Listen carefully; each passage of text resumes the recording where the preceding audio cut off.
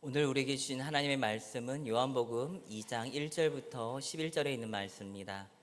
우리 함께 봉독하겠습니다. 사흘째 되던 날 갈릴리 가나에 혼례가 있어 예수의 어머니도 거기에 계시고 예수와 그 제자들도 혼례의 청함을 받았더니 포도주가 떨어진지라. 예수의 어머니가 예수에게 이르되 저들에게 포도주가 없다 하니 예수께서 이르시되 여자여 나와 무슨 상관이 있나이까? 내 때가 아직 이르지 아니하였나이다. 그의 어머니가 하인들에게 이르되 너희에게 무슨 말씀을 하시든지 그대로 하라 하니라. 거기에 유대인의 정결 예식을 따라 두세 통 드는 돌 항아리 6이 놓였는지라. 예수께서 그들에게 이르시되 항아리에 물을 채우라 하신즉 아기까지 채우니 이제는 떠서 연회장에게 갖다 주라 하심에 갖다 주었더니 연회장은 물로 된 포도주를 맛보고도 어디서 났는지 알지 못하되 물 떠온 하인들은 알더라. 연회장이 신랑을 불러 말하되 사람마다 먼저 좋은 포도주를 내고 취한 후에 낮은 것을 내거늘 그대는 지금까지 좋은 포도주를 두었도다 하니라. 예수께서 이 첫 표적을 갈릴리 가나에서 행하여 그의 영광을 나타내심에 제자들이 그를 믿으니라. 아멘. 네, 요한복음 2장 1절부터 11절 말씀 중심으로 순종하면 기적이 일어납니다 라는 제목으로 말씀을 나누도록 하겠습니다. 우리 옆에 있는 분하고 인사하겠습니다. 성령으로 충만합시다. 우리 다시 한번 인사하실 때 복음의 은혜로 사랑을 전합시다. 네, 주일 예배를 통하여 하나님의 은혜와 복을 받으시기를 주님의 이름으로 축원합니다. 네, 한번 따라해 볼까요? 순종하면 기적이 일어납니다. 믿으십니까? 여러분, 하나님의 말씀을 듣고 그 말씀을 통해서 순종하면 여러분의 삶 가운데 기적이 일어날 줄 믿습니다. 우리 신앙생활을 하면서 우리는 기적을 원합니까? 원하지 않습니까? 원합니다. 가정의 회복을 원합니다. 아멘. 자녀의 변화와 성장을 원합니다. 건강의 회복을 원합니다. 교회의 부흥을 원합니다. 아멘. 여러분들 원하시고 아멘 하셨습니다. 그런데 많은 사람들은 우리 성도님들하고는 적용이 안 되겠죠. 많은 사람들은 기적을 바라는데 순종은 뒤로 밀어버립니다. 기적은 원하는데, 열매는 원하는데, 회복은 원하는데, 치료는 원하는데 순종은 뒤로 밀어버리는 성도들이 있다라는 겁니다. 바로 하나님은 기적을 먼저 보여주시고 순종을 요구하시는 분이 아니라 바로 순종하는 사람에게 기적을 경험하게 하시는 분인 줄 믿습니다. 순종하는 사람에게 기적을 경험케 하시는 하나님. 하나님께서 강권적으로 역사하시는 부분들도 있지만 보통 하나님의 말씀에 따라서 말씀에 순종하며 나가는 사람에게 하나님 일하시고 역사하시고 주관하시고 기적을 체험케 해주시는 줄 믿습니다. 가나의 혼인잔치에서 포도주가 떨어졌습니다. 잔치가 중단된 위기라는 겁니다. 이 부분은요. 그러나 그 위기 속에서 예수님은 첫 번째 기적을 행하십니다. 뭐죠? 갈릴리 가나의 혼인잔치에서 무엇이 무엇으로요? 물이 포도주로 변하는 사건, 기적을 행하시는 주님을 우리는 바라볼 수가 있습니다. 바로 이 사건은 우리에게 분명한 사실을 알려주고 있습니다. 순종이 기적의 시작이라는 겁니다. 기적, 바로 순종이 기적의 시작이라는 것을 우리에게 말씀해 줍니다. 오늘 본문의 말씀을 통해서 몇 가지 함께 나눠볼 텐데요. 첫 번째는 기적은 부족함을 인정하는 곳에서 시작된다는 겁니다. 부족함을 인정하는 곳에서 시작된다. 그럼 말씀을 보면요. 1절, 2절, 3절의 말씀에 보면 사흘째 되는 날 갈릴리 가나에 혼례가 있었습니다. 예수님의 어머니도 거기 계시다라고 말씀하시죠. 그러면서 예수와 그 제자들도 혼례의 청함을 받았다라고 말씀하십니다. 그런데 3절에 보니까 무엇이 떨어진지라? 포도주가 떨어진지라. 그 다음 말씀 보니까 예수의 어머니가 예수에게 이르되 저들에게 무엇이 없다? 포도주가 없다. 3절 상반절에 보니까 포도주가 떨어진 그 사건 현실을 그대로 예수의 어머니가 누구에게요? 예수님에게 그 상황을 고하는 겁니다. 포도주가 없다라고 간구하고 있는 것을 보게 되는 겁니다. 예수의 어머니는 그 문제를 숨기지 않았다는 거예요. 그 상황 그대로 이야기하고 있다는 겁니다. 포도주가 없다. 다시 이야기하면 현실을 인정하는, 그 상황을 인정하는 믿음의 고백을 통하여 예수님 앞에 나가는 겁니다. 우리는 때로는 강한 척 하면서 살아갈 때가 있습니다. 약한 거 보이기 싫으니까 강한 척 하면서 살아갑니다. 우리 성도님들 어떻습니까? 강한 척 하면서 살아가신 분 있으셨습니까? 아멘 안 하셔도 됩니다. 이럴 때는. 네. 보통 많은 사람들이 약한 것을 보여주기 싫으니까 강한 척 합니다. 약한데도 마음이 힘들고 허전하고 어려운데도 강한 척 하면서 나아갑니다. 저는 뭐 하는 척 하는 거 별로 싫어합니다. 솔직히 있는 그대로 하나님께 간구하고 이야기하고 기도 제목을 나누면 좋지 않겠습니까? 뭐 하는 척은 떠나가야 될 줄 믿습니다. 외형적인 모습이잖아요. 어떻게 보면 율법적인 모습입니다. 이중적인 모습으로 살아간다는 겁니다. 하나님은 자신의 연약함을 인정하는 사람을 찾으십니다. 자신의 부족함을 인정하는 사람, 그대로 간구하는 사람, 그것을 이야기하는 사람을 찾으셔서 그 연약함을 강하게 만들어 주신다는 거죠. 그러면 당시 유대 사회에서 혼인잔치는 중요한 사건이었습니다. 매우 중요한 행사였다는 것을 우리는 잘 알고 있습니다. 보통 일주일 정도도 이 혼례 잔치가 진행된다고 합니다. 그런데 잔치 중에 무엇이 떨어졌다? 포도주가 떨어졌다는 것은 단순한 불편함이 아닙니다. 먹을 것이 떨어졌다는 그런 의미도 있겠지만은 이 문제는 가문 전체의 수치라는 거예요. 포도주가 떨어졌다. 혼례 잔치에 포도주가 떨어졌다는 것은 그 가문의 수치라는 겁니다. 한번 생각해 보세요.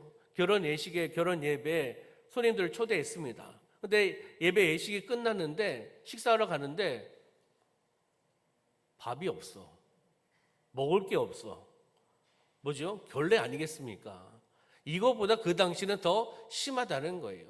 가문의 전체에 수치고 큰 위기가 찾아올 수 있는 상황이 되었다는 것을 우리에게 지금 말씀해 주고 있습니다. 우리의 삶은 또 어떻습니까? 겉으로는 괜찮아 보이는데 속으로는 포도주가 떨어진 상태는 아닙니까? 필요한 것이 떨어진 상태는 아니라는 겁니까? 사랑이 떨어진 가정 있을 수도 있습니다.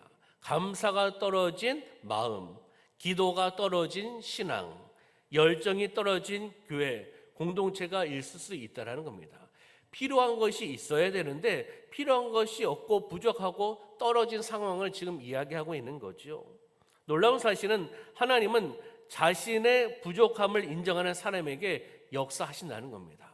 그 현실을 인정하고 그것을 가지고 하나님 앞에 나오는 간구하는 사람에게 하나님은 역사하신다는 겁니다. 3절의 말씀 다시 한번 볼까요? 다시 읽어보겠습니다. 시작. 포도주가 떨어진지라 예수의 어머니가 예수에게 이르되 저들에게 포도주가 없다 하니. 아멘. 그러면 기적은 언제 시작되는 겁니까? 기적은 그 문제를 주님께 가지고 갈 때 기적이 시작되는 줄 믿습니다.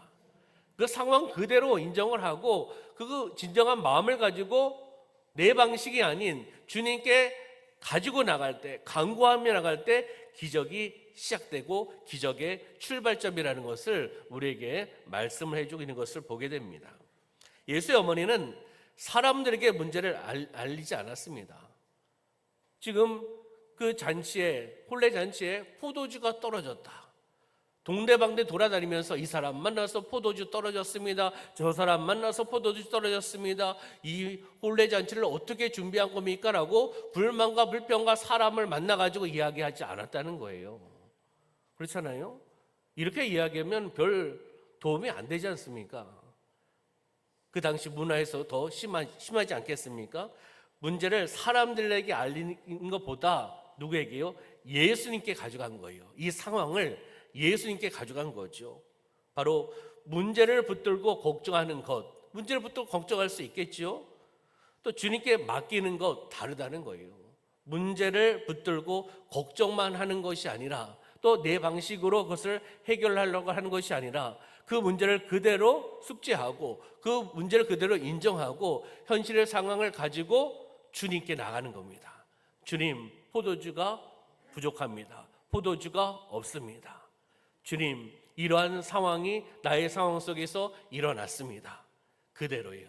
진정한 마음을 가지고 부족함을 그대로 인정하면서 주님께 나아갈 때 바로 기적의 현장인 줄 믿습니다. 중요한 것은 문제의 크기가 중요한 것이 아니라 그 문제를 누구에게 가져가느냐가 중요하다는 거예요.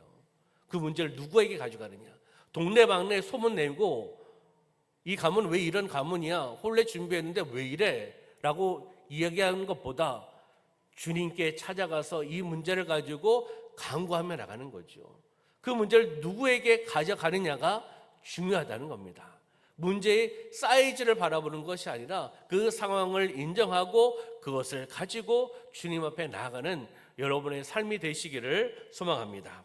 두 번째는요, 순종은 이해보다 먼저라는 겁니다. 순종하는 것은 어떤 것을 이해하는 것보다 먼저 행해야 된다는 것을 보게 됩니다. 5절의 말씀 볼까요? 5절 시작. 그의 어머니가 하인들에게 이르되 너에게 무슨 말씀을 하시든지 그대로 하라 하니라. 아멘. 그의 어머니가 예수님 어머니가 하인들에게 이야기합니다. 너에게 무슨 말씀을 하시든지 어떻게 해요? 그대로 하라라고 말하고 있는 것을 보게 되는 거죠. 한번 잘 생각해 보시기 바랍니다. 주님께서 나에게 말씀하시면 그대로 행하십니까? 이걸 얘기하는 거예요. 말씀하시면, 주님 말씀하시면 그 말씀을 듣고 순종하며 나가라는 것을 우리에게 상징적으로 말씀해주고 있는 겁니다. 요한복음 전체에서 가장 중요한 믿음의 그런 원리 가운데 하나라는 겁니다. 무슨 말씀을 하시는지 그대로 하겠습니다. 왜요? 주님의 말씀이시니까. 나에게 말씀하시니까 그것을 이해하지 못한다 하더라도 여러분들 하나님의 뜻, 하나님의 마음, 하나님의 방향성을 다 이해하실 수 있습니까? 다 이해하실 수 있어요? 다 이해하고 순종하시겠습니까? 그러면 순종 못 하실 거요? 왜요? 다 이해를 못 하니까. 그렇잖아요. 하나님의 뜻, 하나님 창조주고 우리는 피조물 아닙니까? 하나님의 뜻을 우리가 더 어떻게 알 수 있겠습니까? 그렇기 때문에 이해하면 순종하겠습니다. 거짓말이에요. 뭔 이해를 다 어떻게 하려고요? 이해하지 못해도 이해돼도 순종하고 이해되지 못해도 순종하는 것이 먼저라는 것을 우리에게 지금 말씀해주고 있다는 겁니다. 이해하지 못해도 순종하시기를 소망합니다. 아멘. 바로 하인들은 상황을 이해하지 못했습니다. 7절의 말씀 한번 볼까요? 7절. 예수께서 그들에게 이르시되 항아리에 물을 채우라. 항아리에 물을 채우라 하신즉 아기까지 채우니라고 말씀하고 있는 것을 보게 됩니다. 포도주가 필요한 거잖아요. 포도주가 부족했습니다. 그럼 포도주를 채워야 되지 않겠습니까? 근데 예수님께서 무엇을 채워라? 무엇을요? 물을 채우라고 하셨습니다. 상식적으로 맞습니까? 안 맞습니까? 문제가 어렵습니까? 제 질문이 너무 신학적입니까? 그렇잖아요. 상식적으로 맞지 않습니다. 지금 필요한 것은 무엇이라고요? 포도주입니다. 포도주를 채워야 되잖아요. 채워서 가져가야 되는데 지금 시대 같으면 택배를 보내든지 퀵으로 보내든지 해가지고 포도주를 받아가지고 넣어가지고 항아리에 넣어서 이동을 하겠죠. 근데 그 시대는 그런 시대가 아니잖아요 지금. 근데 예수님께서 항아리에 물을 채우라고 합니다. 여러분들 채우시겠습니까? 제가 대신 아멘 하겠습니다. 네. 물을 채우라 하니 물을 채우는 겁니다. 예수님 말씀하시니까 이해되지 않아도 하인들이 그 말에 이해되지 않아도 채우며 나가는 거죠. 바로 인간적인 생각으로는 전혀 맞지 않는 명령을 하고 계시다는 것을 우리는 보게 되는 겁니다. 다시 이야기하면 하나님의 말씀은 때로 우리의 계산과 다를 때가 있다라는 거예요. 다를 때가 있다라는 거죠. 그 상황 속에서 이렇게 말씀하셔야 되는데, 이렇게 인도하셔야 되는데, 이렇게 역사하셔야 되는데 라고 우리는 생각하지만 하나님께서는 그렇게 말씀 안 하실 때가 있다는 겁니다. 그 방법, 우리 인간의 방법 사용 안 하실 때가 있다는 거죠. 계산이 다를 때도 우리는 순종하며 나아가는 삶이 되시기를 소망합니다. 아멘. 그러면 믿음은 모든 것을 이해한 후에 순종하는 것이 아닙니다. 이해되지 않아도 하나님의 말씀을 신뢰하고 순종하며 나가는 것이 바로 믿음이라는 거예요. 내가 이해되지 않아도 모른다 하더라도 하나님 말씀하셨기 때문에 그 하나님의 말씀을 신뢰하고 순종하며 나가겠습니다. 이것이 진정한 믿음의 소유자의 모습이라는 것을 우리에게 말씀해 주고 있습니다. 노아는 비가 오지 않는 그 시대에서 무엇을 만들었죠? 방주배를 만들었습니다. 그러면 세상 사람들은 노아를 보고 뭐라고 이야기했을까요? 죄송합니다, 미친놈이라고 얘기하지 않았겠습니까? 비가 오지 않는데 무슨 큰 배 방주를 만듭니까? 그러나 말씀하셨기 때문에. 아브라함은 갈 바를 알지 못하고 떠나라고 하니까 아브라함은 어떻게 했죠? 떠났습니다. 왜요? 말씀하셨으니까 순종하는 겁니다. 여호수아는 성을 무너뜨리기 위해서 성을 돕니다. 돌아요. 왜요? 말씀하셨으니까. 믿음으로 도는 거죠. 베드로는 밤새 고기를 잡지 못했습니다. 그러나 다시 예수님께서 말씀을 하시니까 그물을 다시 던집니다. 왜요? 말씀하시니까요. 순종하며 나가는 거예요. 그랬을 때 결과는 다 아시잖아요. 하나님 역사하시고 주관하시고 승리케 하시는 줄 믿습니다. 다시 이야기하면 순종은 이해보다 먼저라는 거예요. 순종은 이해보다 먼저다. 그리고 순종은 언제나 믿음의 표현이라는 겁니다. 믿음의 표현이 순종이라는 겁니다. 순종하지 않는다? 그럼 믿음으로 살아가지 않는다라고 볼 수 있습니다. 그렇잖아요. 믿음의 표현이 순종이기 때문에 하나님의 말씀을 듣고 그 말씀을 통해서 행하며 나가는 것이 바로 믿음 아니겠습니까? 순종 아니겠습니까? 바로 하나님의 말씀을 듣고 순종하며 나가는 저와 여러분의 삶이 되시기를 주님의 이름으로 축원합니다. 세 번째는 순종은 기적의 통로라는 겁니다. 한번 따라해 볼까요? 순종은 기적의 통로입니다. 자, 우리 좌우에 계신 성도님 바라보시면서 주시면 좀 깨우시고 꼬집어 주시고, 자, 옆에 바라보시면서 순종은 기적의 통로입니다. 네. 앞뒤에 계신 분하고 딱 인사해 볼까요? 순종은 기적의 통로입니다. 주무시면 기적을 체험할 수 없습니다. 네. 주무시면 안 계세요. 그냥 한번 웃자는 얘기예요. 순종할 때 하나님의 역사가 나타납니다. 순종할 때 하나님의 역사가 나타난다는 거예요. 7절 다시 한번 보시면 예수께서 그들에게 이르시되 항아리에 물을 채우라 하신즉 아기까지 채우니라고 말씀하고 있습니다. 여기서 아기까지 채우니 이 부분이 중요한 표현입니다. 다시 이야기하면 조금 채우는 것이 아니잖아요.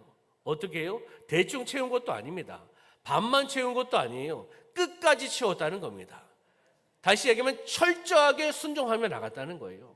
하나님의 말씀에, 예수님의 말씀에 철저하게 순종하며 나가는 모습으로 살아가라는 것을 우리에게 상징적으로 말씀해 주고 계시는 것을 보게 되는 겁니다. 많은 사람들이 기적은 원합니다. 기적은 원하지만 순종은 최소한으로 하려고 합니다. 점점 그런 것 같습니다. 믿음의 선배들, 믿음의 종들보다 지금 현대 사회에 믿음의 생활을 하고 있는, 죄송합니다, 저나 우리 성도님들 아닐 수도 있습니다. 믿음이 좋으시니까. 기적은 원하고 열매는 원하고 결과는 원하는데 순종은 예전보다 더 최소한을 하려고 하는 모습을 보면 안타깝다는 거예요. 하나님은 작은 순종, 온전한 순종을 통해 큰 역사를 이루어 가시는 줄 믿습니다. 아멘. 순종은 언제까지 해야 됩니까? 70세까지? 65세까지? 80세까지? 하나님께서는 어디 말씀하셨습니까? 야, 너네 이제 은퇴하니까 65세, 아니 늘었지? 70세. 요즘 더 건강하지? 75세 거기까지만 하고 그냥 자유해라. 자유함을 누려라. 라고 하시지 않으셨습니다. 그렇잖아요? 그 자유함을 누리는 것은 방종이에요, 사실은요.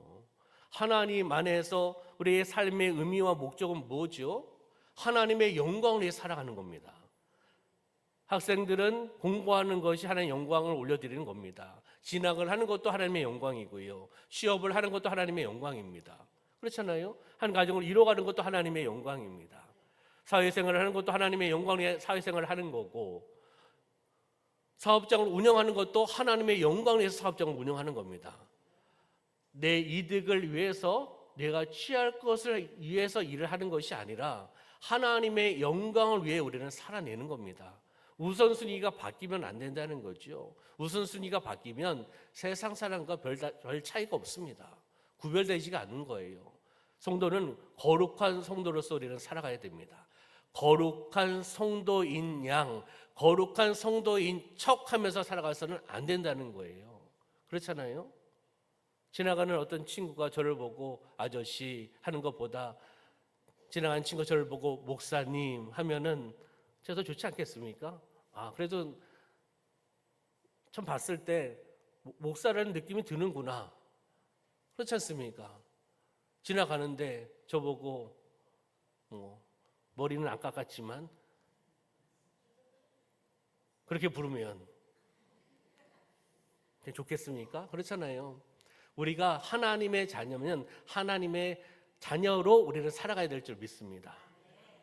목사는 목사답게, 장로는 장로답게, 권사는 권사답게, 집사는 집사답게, 성도는 성도답게 우리는 살아가야 됩니다. 바로 예수 그리스도의 향기를 나타내며 나가는 삶이 되어야 된다는 거죠. 많은 사람들은 절반만 순종하려고 합니다. 여기까지. 하나님께서는 여기까지라고 얘기하지 않습니다. 끝까지입니다. 하나님 나라 갈 때까지 끝까지 충성하고 끝까지 헌신하고 끝까지 사명을 감당하며 나가는 겁니다. 아멘. 네, 절반만 순종하는 거 아니죠. 여기까지 딱 순종을 했는데 내 계산기를 내려놓고 두드려 봤어. 한 발만 더 나가면 큰일 나겠어. 시간을 들여야 돼. 더 마음을 들여야 돼. 사랑을 들여야 돼. 물질을 들여야 돼. 아이고 한 발만 더 들어가면 큰일 나겠어. 안 되게. 여기까지야. 여기까지. 주여 여기까지만 가겠습니다. 그럼 본인 마음이겠죠. 주님께서 너는 여기까지만 해라라고 하시겠습니까? 하나님의 나라 갈 때까지 우리는 충성하며 나가는 삶이 되시기를 소망합니다. 아멘.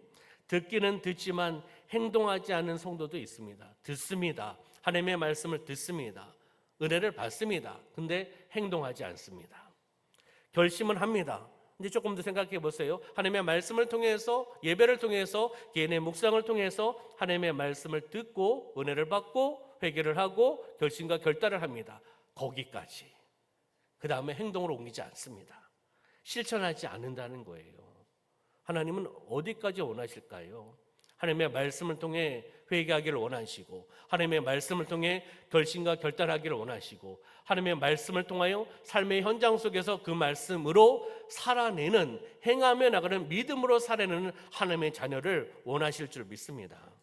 하나님의 역사는 바로 완전한 순종의 자리에서 역사하신다는 겁니다. 완벽한 거 없지만 우리가 하나님의 말씀을 알고 깨달음을 통해서 우리가 영적인 몸부림을 치며 나갈 때 하나님께서 나의 마음을 아실까요? 모르실까요?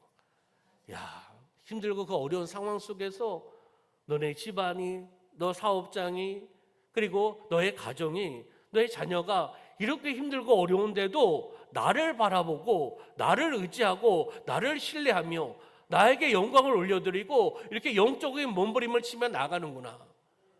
하나님을 감동시키는 우리 삶을 살아가야 되지 않겠습니까? 내 것 다 취하고 내 것 다 누리고 내 것 다 놀러가고 내 것 다 먹고 언제 하나님께 영광 올려드릴 수 있겠습니까? 바로 하나님 중심으로 살아가야 됩니다. 하나님의 뜻으로 살아가야 됩니다. 그렇다고 집안을, 자녀를 내팽개치라는 것은 아닙니다. 그런 주님 아니시잖아요. 우선순위를 이야기하시는 거고 그리고 그 은혜를 가지고 자녀들에게 또는 가정에 사랑하는 부모님에게 그리고 형제 자매들에게 이웃사촌에게 세계 열방에 그 사랑을 흘러내려 버리기를 원하시는 것이 바로 아버지의 마음인 줄 믿습니다. 아멘. 그러면 8절, 9절, 10절의 말씀을 볼까요? 이제는 떠서 누구에게요? 연회장에게 갖다 주라 하심에 갖다 주었습니다. 그 다음에 9절 보니까 연회장은 물로 된 포도주를 맛보고도 어디서 나는지 알지 못한다고 이야기하고 있죠. 근데 물 떠온 아이들은 압니까 모릅니까? 알죠. 왜요? 본인들이 물을 떴으니까, 그리고 이동을 했으니까. 그러면서 연회장이 신랑을 부릅니다. 그러면서 사람마다 먼저 좋은 포도주를 내고 취한 후에 낮은 것을 내거늘. 이해하십니까 이거? 처음에는 좋은 포도주를 내고 처음에는 취하지 않았잖아요. 그러니까 그 좋은 포도주에 대한 것을 알겠죠. 근데 먹을수록, 포도주도 먹을수록 어떻게 되죠? 안 드셔보셨습니까? 한번 드셔보셔야겠네요. 자꾸 드시면 취합니다. 포도주도. 취한 후에 좋은 게 나와도 나쁜 게 나와도 압니까 모릅니까? 이거 포도주에 비유지만 쉽게 생각해 보세요. 예전에 술 먹은 거 생각해 보세요. 그렇잖아요. 나중에 좋은 술이 나와도, 좋은 술이 전 뭔지 잘 모르겠습니다. 좋은 술이 나와도 취해 있으면 좋은 술이 나와도 이게 좋은 술인지 아닌지 잘 모른다는 거잖아요. 그 이야기 아니겠습니까? 취연에 낮은 것을 내거늘 그대는 지금까지 좋은 포도주를 두었도다. 계속 좋은 포도주를 지금 갖다 주고 있다는 것을 이야기하고 있는 것을 보게 되는 거죠. 물을 채운 후 예수님은 떠서 연회장에게 갖다 주라고 말씀하셨습니다. 이 또한 이 명령에 순종하기는 쉽지 않습니다. 왜 그럴까요? 하인들이 갖다 줘야 되잖아요. 왜 그럴까요? 여러분들 이 명령에 순종하기 쉬우십니까? 지금 뭐가 들어있죠? 물이 들어있습니다. 물이 들어있는 것을 혼인잔치에 갖다 줬다. 여러분들 하인 입장이라면 어떻게 하시겠습니까? 갖다 줬어요. 그 다음에 확인했는데 그대로 물이야. 그 하인은 죽은 거죠. 그렇잖아요. 지금 뭘 갖다 줘야 되죠? 포도주를 갖다 줘야 되는데, 만약 이건 지금 물이 포도주로 변한 사건을 우리가 이야기하고 있지만 물을 그대로 가져가서 변하지 않아서 물이 됐어요. 물이에요. 그럼 이 하인들은 혼나겠지요. 왜요? 포도주를 갖고 오라 그랬는데 물을 갖다 줬다고 혼날 거 아니에요. 그렇지 않습니까? 이거 순종하기 쉽지 않은 명령입니다. 그러나 예수님 말씀하셨으니까, 어떤 말씀에도 그대로 하라고 말씀하셨으니까 순종하며 가는 거예요. 같지 않습니까? 역사가 일어났습니다. 하인들의 순종을 통하여 하나님께서 역사하시는 것을 보게 되는 겁니다. 물을 포도주로 바꾸는 것은 하인들의 몫이 아닙니다. 그렇잖아요. 역사 기적을 하인들이 하는 게 아니지 않습니까? 이 부분은 누구의 몫이라? 예수님의 몫이에요. 다시 이야기하면 우리가 순종할 책임은 우리에게 있습니다. 예수님 말씀하셨으니까요. 그리고 기적은 하나님, 주님께서 책임져 주실 줄 믿습니다. 이걸 우리에게 이야기하는 거예요. 그냥 하나님께서 해결해 주시겠지, 역사해 주시겠지, 그것이 아니라 하나님 말씀하시면 그 말씀하신 대로 우리는 순종하면서 행하며 나가는 겁니다. 그리고 그 이후의 기적, 열매, 회복, 치료, 승리는 바로 예수님, 하나님의 몫이라는 거예요. 하나님의 주권에 인간은 침범할 수가 없습니다. 그렇기 때문에 우리가 해야 될 순종은 해야 된다는 겁니다. 할렐루야. 바로 하인들의 순종을 통하여 또한 놀라운 기적의 역사가 나타나는 것을 보게 되는 거죠. 맞아. 기적은 예수님께서 행하셨지만 그 현장의 기적에 참여한 사람들은 누굽니까? 바로 하인들이 참여했다는 거예요. 바로 우리가 이 놀라운 하나님의 말씀에 순종하고 참여하시길 소망합니다. 하나님께 우리를 통해서 역사하실 줄 믿습니다. 하나님은 지금도 순종하는 사람들을 통해서 역사하신다는 거예요. 바로 순종하는 사람이 바로 저와 여러분이 되기를 소망합니다. 모세의 지팡이 있지 않습니까? 지팡이 사용했죠. 다윗의 물맷돌 있지 않습니까? 물맷돌을 사용을 했죠. 오병이어의 그 도시락 같은 거 사용했지 않습니까? 다시 생각해 보면은 작은 순종이 하나님의 손에 들려졌을 때 놀라운 기적의 역사가 나타난다는 거예요. 작은 순종, 들여져 나가는 것, 작은 것을 통해 순종하며 나갔을 때 하나님께서 그것을 가지고 사용하신다는 것을 보게 된다는 겁니다. 마지막으로 네 번째는 순종은 공동체를 살린다는 겁니다. 한번 따라해 볼까요? 순종은 공동체를 살립니다. 오늘 본문의 말씀의 기적을 통해서 가장 큰 은혜를 받은 사람은 바로 신랑입니다. 신랑이에요. 신랑은 자신도 모르는 사이에서 그 위기에서 구원을 받았습니다. 회복이 되었다는 거죠. 승리했다는 겁니다. 하인들의 순종이 한 가정을 살린 겁니다. 예수님의 말씀에 순종하고 하인들이 나아갔을 때 만약 하인들이 그걸 어떻게 합니까? 왜 물을 넣습니까? 그리고 물을 넣었어. 두 번째 이제 갖다 주라고 하지 않습니까? 좀 못 갖다 주겠습니다. 예수님이 갖다 주시죠. 뭐 누구 가서 망신당할 일 있습니까? 이렇게 할 수도 있습니다. 근데 하인들은 말씀에 따라서 물을 채웠고 갖다 주라고 하셔서 갖다 주었습니다. 하인들의 순종을 통해서 바로 회복의 역사가 나타나는 것을 보게 되는 거죠. 바로 우리의 순종, 여러분의 순종은 어떻습니까? 여러분의 순종은 여러분 한 사람을 위한 것이 아니라는 거예요. 부모의 순종이 자녀를 살려냅니다. 아멘. 교사의 순종이 학생을 살려냅니다. 아멘. 목회자의 순종이 교회를 살려냅니다. 선교사의 순종이 한 민족을 살려낸다는 거예요. 하나님의 말씀에 순종하여 나가는 부모, 교사, 목회자, 선교사를 통해서 하나님께서 일하셔서 자녀를 살려내시고 학생을 살려내시고 교회를 살려내시고 한 민족을 살려낸다는 것입니다. 할렐루야. 공통점은 무엇입니까? 순종이에요. 순종이 살린다는 겁니다. 하나님의 말씀에 순종하며 나갈 때 살리는 역사가 나타날 줄 믿습니다. 다시 이야기하면 순종하며 나가는 축복의 통로, 하나님의 영광의 통로로 우리가 살아내셔야 된다는 겁니다. 하나님은 우리의 순종을 통해서 놀라운 일을 이루어 가고 계시다는 겁니다. 말씀을 정리하겠습니다. 결론으로는 오늘 본문의 제목이 순종하면 기적이 일어난다는 겁니다. 그래서 네 가지를 보았죠. 기적은 부족함을 인정하는 곳에서 시작됩니다. 아멘. 두 번째, 순종은 이해보다 먼저라는 겁니다. 세 번째, 순종은 기적의 통로입니다. 네 번째, 순종은 공동체를 살린다는 겁니다. 바로 우리가 순종 말씀의 통로로 쓰임 받아야 된다는 것을 우리에게 이야기하는 거죠. 그러면서 무슨 말씀을 하시든지 그대로 하라. 무슨 말씀을 하시는지 그대로 순종하겠습니다. 아멘의 신앙을 통해 우리가 나아가셔야 되는 겁니다.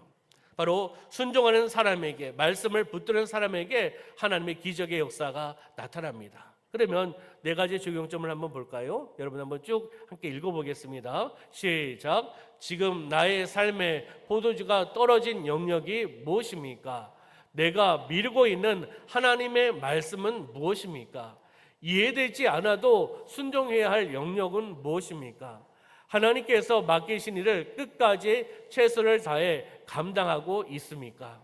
아멘. 오늘 본문의 말씀을 통해서 하나님께서 우리에게 질문하고 계시는 줄 믿습니다.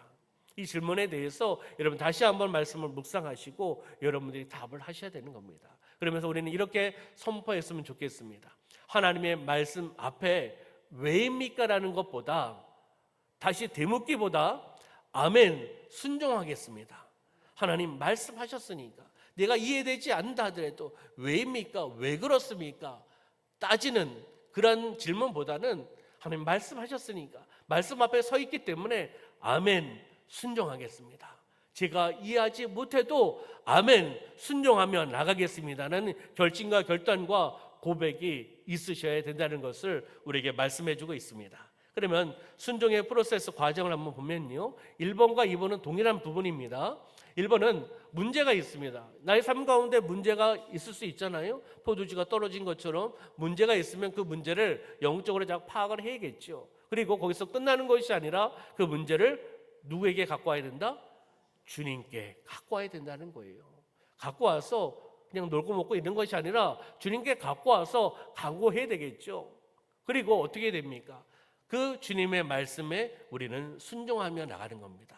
순종하며 나갈 때 하나님의 놀라운 역사를 경험하고 기적을 경험하고 그 문제가 해결되고 병이 치료받고 승리하며 나갈 줄 믿습니다. 바로 중요한 것은 문제 파악으로부터 시작되어서 주님께 나가고 주님께 간구하고 믿음으로 순종하며 나아갈 때 하나님은 역사하신다는 겁니다. 기적은 순종의 결과입니다. 순종의 결과가 기적이라는 거예요. 기적만 바라보시면 안 됩니다.